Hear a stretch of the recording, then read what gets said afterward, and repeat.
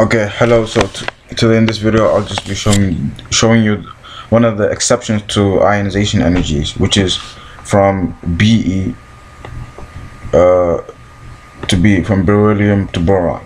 Like from before, I showed you one of the other exceptions, which was from nitrogen to oxygen on my other videos. Now I'll show you the exception for the ionization energy from beryllium to boron. So usually, the tendency of ionization energy is that it increases as you move to the right, increases. Yes, increases as you move to the right, and it decreases as you move to the left. But from beryllium to boron, the ionization energy decreases, and the reason why it decreases is because that's why the Lewis structure, that's why the electronic configuration of beryllium, which is just 1s2, 2s2 for beryllium, and for boron, the electron configuration for boron is 1s2, 2s2, and 2p1. Right now, using Hund's rule, we could draw the spins of this electron. So let's start with the outermost shell, since let's start with the valence electrons of both atoms. So 2s2 this is for boron. So the spins are an up and then a down for the 2s2 for the 2s subshell, and then for the p subshell you have one valence electron right here. And then for beryllium,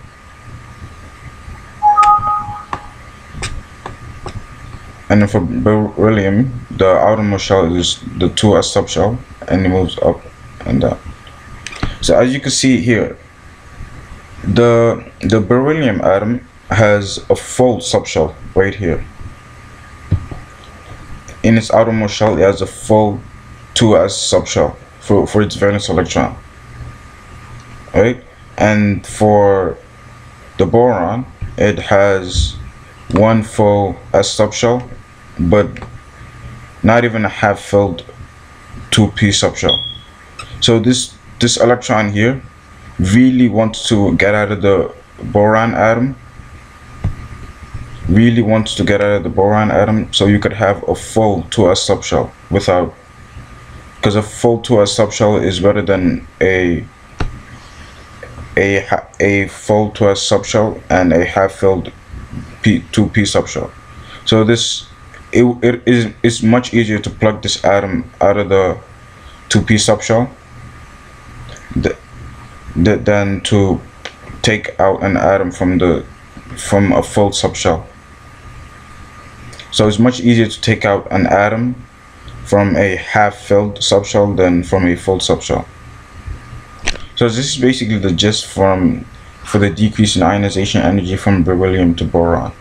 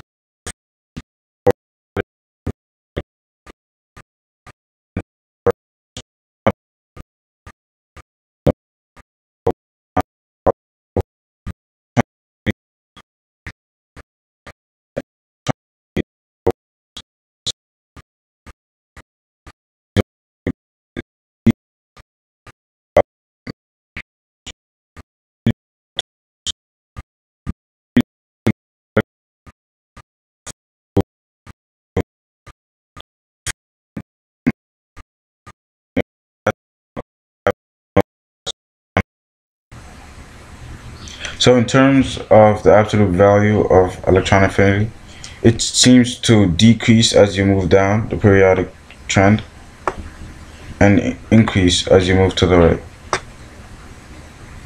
And chlorine has the highest electron affinity. Chlorine. And that's mostly about to know. All you need to know, it's low for the metals, high for the halogens, the highest is chlorine, and it's very highly positive for the noble gas electronic configuration, and very high as well. So you could tell that an atom at its noble gas electronic configuration, like for example lithium, right? You could tell after you remove an electron already,